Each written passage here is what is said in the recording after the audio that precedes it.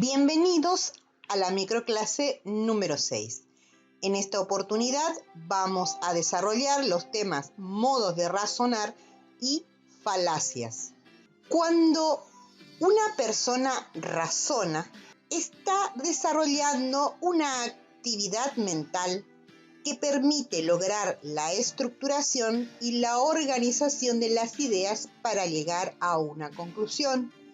Es decir, está realizando un razonamiento. Sabemos que los conocimientos no se agrupan al azar, sino que hay ciertas conexiones entre unos y otros, y este ordenamiento de los pensamientos va a generar una idea lógica. La estructuración del razonamiento es objeto de estudio de la lógica. La definición de la lógica es el estudio de métodos y principios para distinguir un razonamiento correcto de uno incorrecto, ocupándose de la estructura de los razonamientos ya formados. La lógica puede ser formal o aplicada. Cuando hablamos de lógica formal, se trata del estudio de las estructuras fundamentales del pensamiento, mientras que la lógica aplicada estudia las estructuras del pensamiento científico. Entonces, definamos razonamiento desde el punto de vista lógico, que en definitiva es un proceso mental que implica la aplicación de la lógica. El concepto de razonamiento es un conjunto de afirmaciones donde una de ellas son llamadas premisas y otra conclusión. Esta conclusión va a derivar de las premisas anteriores. Definamos ahora el concepto de premisas y conclusión. Entonces, premisas son cada una de las proposiciones de un razonamiento que dan lugar a la consecuencia o conclusión de dicho razonamiento. Son expresiones lingüísticas que afirman o niegan algo y pueden ser verdaderas o falsas. La conclusión es la afirmación que se hace sobre la base de otras afirmaciones. Otros elementos del razonamiento son los nexos que en ciertas ocasiones pueden fallar.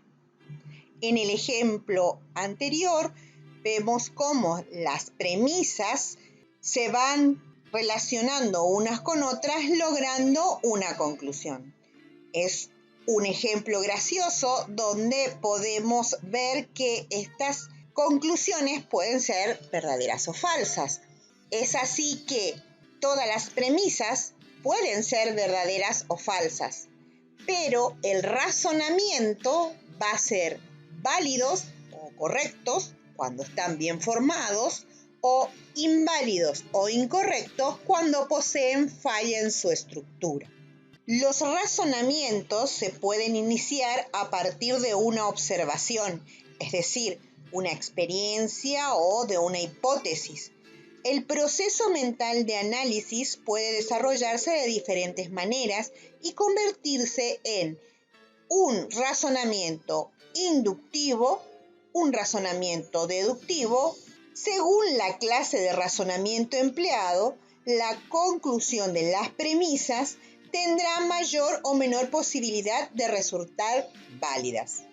¿A qué se denomina razonamiento deductivo?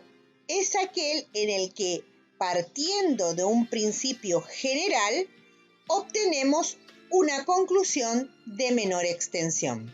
Teniendo presente el concepto dado, vemos que el razonamiento deductivo va a partir de lo general a lo particular y se utiliza el concepto de validez para este tipo de razonamiento. Un razonamiento es deductivo si la conclusión se sigue necesariamente de las premisas. Cuando se deriva necesariamente de las premisas, es válido, y si es válido, significa que, siendo las premisas verdaderas, las conclusiones también lo serán. El razonamiento deductivo es proposicional de tipo silogístico, es decir, de relaciones, como el ejemplo que les mostré al inicio.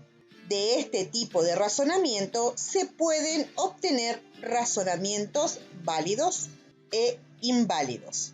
El ejemplo que podemos dar de este tipo de razonamiento es el que se encuentra en la filmina. Todo fruto tiene sabor, toda manzana es fruta, toda manzana tiene sabor. En este ejemplo podemos ver que lo que dice en la conclusión estaba en las premisas, por lo tanto, no se incrementa la información semántica. Esto es una característica de este razonamiento. La conclusión ya estaba implícitamente en las premisas anteriores. Con este tipo de razonamiento no se crea conocimiento, mientras que con el próximo que vamos a ver, sí. El razonamiento inductivo es aquel en el que, partiendo de hechos singulares, obtenemos una conclusión general, es decir, que va a partir de lo particular a lo general. En este tipo de razonamiento, el concepto que se utiliza es el de probabilidad. Este tipo de razonamiento consiste en obtener conclusiones generales a partir de premisas que contienen datos particulares. Por ejemplo, de la observación repetida de objetos o acontecimientos de la misma índole, se establece una conclusión para todos los objetos o eventos de dicha naturaleza. Y este tipo de razonamiento es el que se utiliza o es el más utilizado dentro del pensamiento científico. El ejemplo nos indica estas características. El oro, la plata y el cobre son metales. El oro, la plata y el cobre son dúctiles. Por lo tanto, los metales son dúctiles. En este ejemplo vemos cómo se generaliza para todos los elementos de un conjunto la propiedad observada en un número finito de casos. Ahora bien, la verdad de las premisas no convierte en verdadera la conclusión, ya que podría ser una excepción. Y de ahí que la conclusión de un razonamiento inductivo solo pueda considerarse probable. Y de hecho, la información que obtenemos por medio de esta modalidad de razonamiento es siempre una información incierta y discutible. El razonamiento solo es una síntesis incompleta de todas las premisas. Existe otro razonamiento que es el menos utilizado, que es el razonamiento analógico. Este razonamiento parte de lo particular y asimismo llega a lo particular en base a la extensión de las cualidades de algunas propiedades comunes hacia otras similares. Este tipo de razonamiento es de comparación o semejanza, pues traslada las características de un objeto que ya conocemos a otro que pretendemos conocer y es semejante, parecido o análogo. Esto quiere decir que parte de juicios anteriores ya conocidos a otro que pretendemos conocer, manteniendo la misma particularidad confrontada. Teniendo presente los tipos de razonamiento y la utilización de las premisas y las conclusiones, recordemos lo dicho anteriormente, donde las premisas pueden ser verdaderas o falsas, pero el razonamiento va a ser válido o inválido. Válido cuando están bien formulados e inválidos cuando poseen falla en su estructura. Son estas últimas las que interesan al científico, ya que puede suceder que el razonamiento es inválido o de argumentación incorrecta, pero parece válido. A esto se denomina falacia. Las falacias vendrían a ser como los hipócritas o los billetes falsos. ¿Por qué? Porque a primera vista parecen aceptables, pero si los observamos detenidamente, caeremos en la cuenta de que no son lo que parecen. Las falacias ocultan intenciones manipuladoras bajo el ropaje de un argumento aparentemente correcto. Ahora bien, ¿por qué es necesario conocer la falacia. ¿Por qué se estudia las falacias? Porque es muy importante reconocer las maneras en que un argumento puede fallar, porque en primer lugar existen personas que buscan engañar deliberadamente, disfrazando una falsedad bajo una argumentación aparentemente válida. Pero es posible que se pueda fallar sin malas intenciones, y un estudio de las falacias puede servir para poder evitarlas o para reconocer una argumentación defectuosa que se nos presenta. Existe una serie de falacias, las cuales nosotros no vamos a estudiar todas, simplemente vamos a ver las que son las que tienen mayor relación con el argumento científico,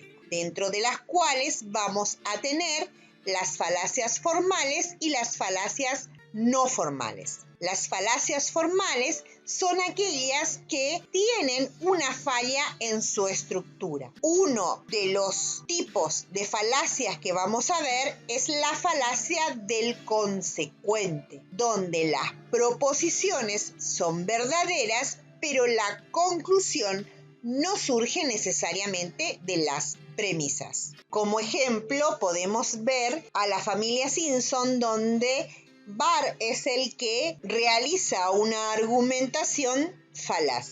La otra falacia formal que vamos a ver es la falacia de negación del antecedente. Nos dice lo que pasa si se presenta determinada situación, pero no nos dice qué pasaría si esa situación no se presentara. El ejemplo indica: si llueve, llevo el paraguas; no llueve, entonces no llevo el paraguas. Hasta aquí las falacias formales. Ahora vamos a entrar dentro de las falacias no formales. Se denominan no formales aquellas que presentan fallas en la relación entre premisas y conclusiones. Puede haber, por ejemplo, ambigüedades en el lenguaje y confundir los temas que se tratan en ese razonamiento. La primera que vamos a ver es la falacia contra la persona. Esto es cuando, en lugar de refutar con argumentos lógicos lo que otro afirma, atacamos a la persona que hace la afirmación. Por ejemplo, alguien que viste tan mal no puede tener la razón. Argumento por la ignorancia. Esto se da cuando sostenemos que una posición sea verdadera porque nadie ha demostrado que sea falsa. En el ejemplo, y como no puedes probar lo contrario, es verdad, es decir, el sol es hueco. Luego tenemos la falacia de autoridad, cuando se pretende apoyar lo que uno afirma recurriendo a personas famosas. El ejemplo de Mafalda, cuando pregunta por qué tengo que hacerlo y la madre, con su autoridad, responde porque es mamá. El equívoco tiene que ver con la ambigüedad del lenguaje, cuando utilizamos un mismo término con diferentes significados en un mismo argumento. Otra falacia es la falacia de composición, que consiste en considerar las propiedades de las partes de un todo como propiedades del todo. Por ejemplo, considerar que un auto es liviano porque sus partes son livianas.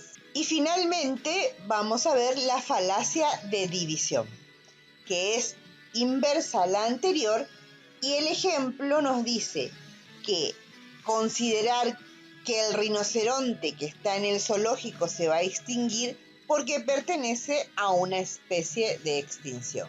Hasta aquí, ¿qué hemos visto? Hemos visto los modos de razonar, el razonamiento inductivo, deductivo y analógico, y las falacias formales y las falacias no formales. Recuerden que las clases teóricas son orientativas y que necesitan la profundización con la bibliografía recomendada. Hasta la próxima.